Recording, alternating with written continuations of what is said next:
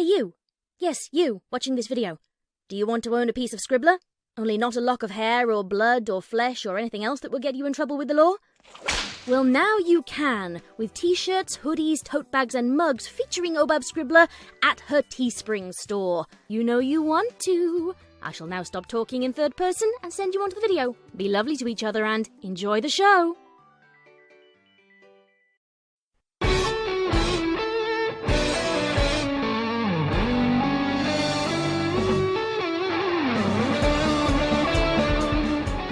Ponytails. Read by Scribbler.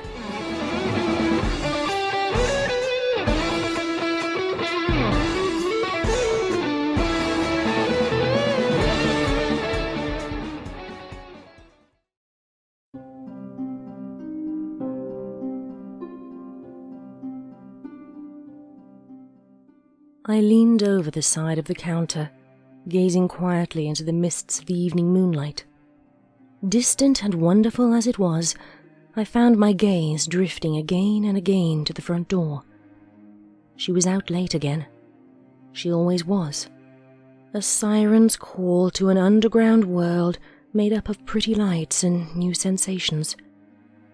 I often found myself waiting up for her. I don't know why. I sleep better when she's home, I suppose. A clock chimed somewhere in the house.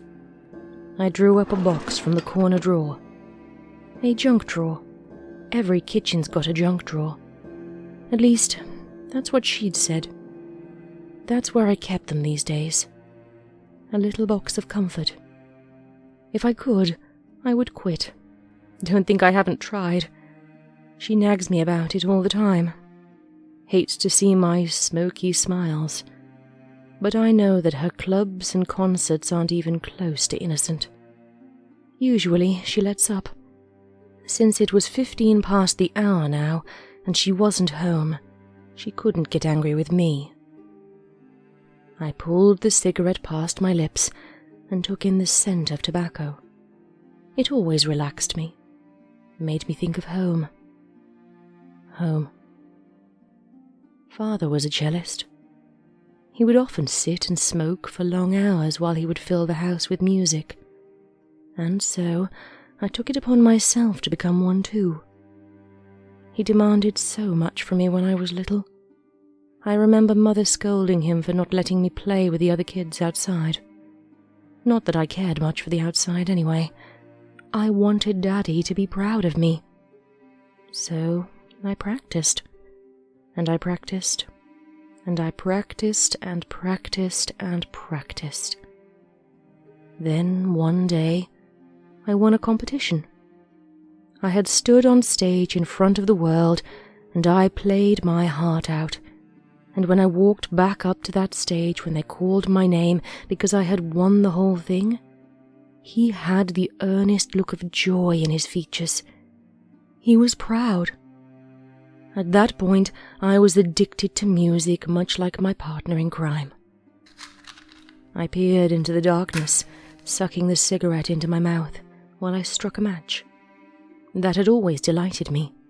Fire bursting into existence, exploding in a miniature firework. I suppose it's the tradition that makes me fond of it. I had always enjoyed listening to Father play when I was younger, and he'd enjoy a long smoke before every one of his sessions. I suppose I follow in his footsteps too well. The first drag is always the best. It calms and relaxes, takes away the most tension.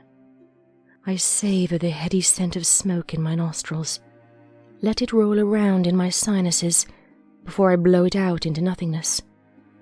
I wonder if she ever thinks about her parents. She hardly ever talks about them, and all I really know is that she had a rough time with her father. He was a bit of a brute, as I am to believe. I should quit smoking. Again. I sighed and focused in on the burning embers at the end of my cig, disappearing into the swallowing darkness of the studio. I reached for the box again. When was the last time I'd taken vinyl out? Already trying to figure out how I can make up for the cigarette. Or this second one. She'll be mad, no doubt. Sure, she's fun-loving and carefree, but she can become quite the intimidating sort when upset. But that was important, taking her out. We haven't done anything together in a while.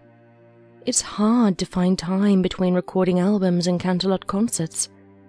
I suppose we have to make time. Isn't that the point of life? Making time for the things that are important to you? I quietly blew out another breath of smoke. She was important to me. Father didn't care much for the dubstep aspect of her life when he met her. I don't think he likes her at all, to be absolutely honest. But Father accepted her for 2 reasons. Her life was about music, and she made me smile. He was strict and stern, but I never got the impression he felt anything but love for me. And I have nothing but love for her. I leaned back in my seat as the door opened up. I glanced at her. She glanced at me and frowned at the wisps of smoke slithering around my face. I pressed through it and meandered up to her. I didn't say a word, just wrapped my forelegs around her and hugged her quietly. I could feel her smiling against me before I let go. That's the kind of relationship we have. We didn't have to say anything. She was upset about the cigarette, but touched that I'd stayed up for her. I didn't need to.